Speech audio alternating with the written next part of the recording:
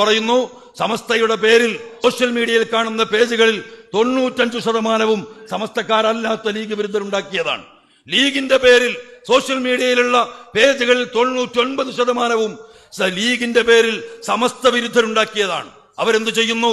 ലീഗിന്റെ പേജിലൂടെ സമസ്തയെയും അതിന്റെ നേതാക്കളെയും തെറി വിളിക്കുന്നു.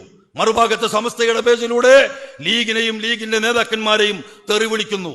ഞാൻ പറയുന്നു, നമ്മൾ കാണികളായാൽ മതി, നമ്മൾ പ്രതികരിക്കുന്നവരാകണ്ട, നമ്മൾ കമന്റ് ഇടണ്ട, നമ്മൾ ഷെയർ ചെയ്യണ്ട. നേതാക്കന്മാർക്കിടയിൽ എന്തെങ്കിലും അഭിപ്രായ അന്തരങ്ങൾ ഉണ്ടെങ്കിൽ ഇൻഷാ അല്ലാഹ് അത് നേതാക്കന്മാർ തന്നെ പരസ്പരം ഇടപെട്ട് പരിഹരിക്കും.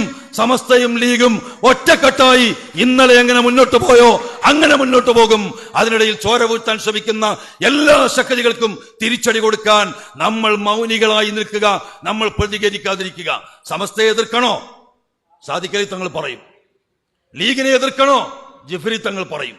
ജിഫ്രി തങ്ങൾ ലീഗിനെതിരെ സമസ്ത രംഗത്തിറങ്ങണം എന്ന് പറയുമ്പോൾ സമസ്തക്കാരൻ ലീഗിനെതിരെ രംഗത്തിറങ്ങിയാൽ മതി.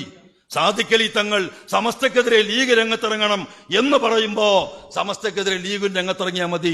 അതുവരെ സമസ്തക്കാരനും ലീഗുകാരനും ആരെങ്കിലും സോഷ്യൽ മീഡിയയിൽ ഉണ്ടാക്കുന്ന കള്ളപ്രചരണങ്ങളെ വിശ്വസിച്ച് നമ്മൾ ആരും പരസ്പരം പൊരുതരുത്.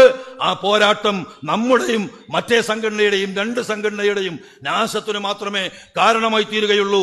മുസ്ലിം ലീഗിന്റെ രാഷ്ട്രീയ ചരിത്രം, സമസ്തയുടെ രാഷ്ട്രീയ ചരിത്രം, അത് രണ്ടും പരസ്പര പൂരകമായി മുന്നോട്ട് പോയതാണ്. അതിനിയും അങ്ങനെ തന്നെ മുന്നോട്ട് പോകേണ്ടതുണ്ട്. ഒരു വാക്ക് എ വി അബ്ദുറഹ്മാൻ ഹാജി ഒരിക്കൽ പറഞ്ഞൊരു വാക്ക് ഞാൻ ഓർക്കുന്നു. 94 ഉണ്ണികളുണ്ടോന്ന് എനിക്ക് അറിഞ്ഞുകൂടാ. അന്ന് പ്രഭാഷകന്മാരുടെ യോഗമൊക്കെ കൊരമ്പയിൽ വിളിച്ചതാണ്. ബാബരി മസ്ജിദ് തകർച്ചയ്ക്ക് ശേഷം ഞാൻ ആ യോഗത്തിലുണ്ട്.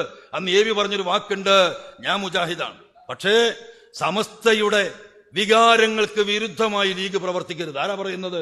മുജാഹിദ എ വി അബ്ദുറഹ്മാൻ ഹാജി. എന്നിട്ട് അദ്ദേഹം പറഞ്ഞൊരു വാക്കുണ്ട്, ഈ സമുദായത്തിലെ 90% ആളുകൾ സമസ്തയിൽപ്പെട്ടവരാണ്. അതുകൊണ്ട് സമസ്തയുടെ വികാരത്തെ മാനിക്കാതെ ലീഗ് മുന്നോട്ട് പോകരുത്. പ്രഭാഷകരെ, നിങ്ങളത് ശ്രദ്ധിക്കണം എന്ന് ഞങ്ങളോട് ഉപദേശിക്കുന്നത് 101% മുജാഹിദായിട്ടുള്ള എ വി അബ്ദുറഹ്മാൻ ഹാജി സാഹിബായിരുന്നു. അള്ളാഹു അവർക്കെല്ലാം മഗ്ഫിറത്തും റഹ്മത്തും നൽകട്ടെ. എ വിക്കും കൊരമ്പയിലും അതുപോലെ നേതാക്കന്മാർക്കും എല്ലാം ഞാൻ അവസാനിപ്പിക്കുന്നു. നമുക്ക് നന്മയ്ക്കു വേണ്ടി ചിന്തിക്കാം, നന്മയ്ക്കു വേണ്ടി ചേർന്നു നിൽക്കാം, നന്മയുടെ പാശം മുറുകെ പിടിക്കാം, നമുക്ക് ഈ സമൂഹത്തെ ഒറ്റക്കെട്ടായി നയിക്കാം. അള്ളാഹു അനുഗ്രഹിക്കട്ടെ. അസ്സലാമു അലൈക്കും വറഹ്മത്തുള്ളാഹി.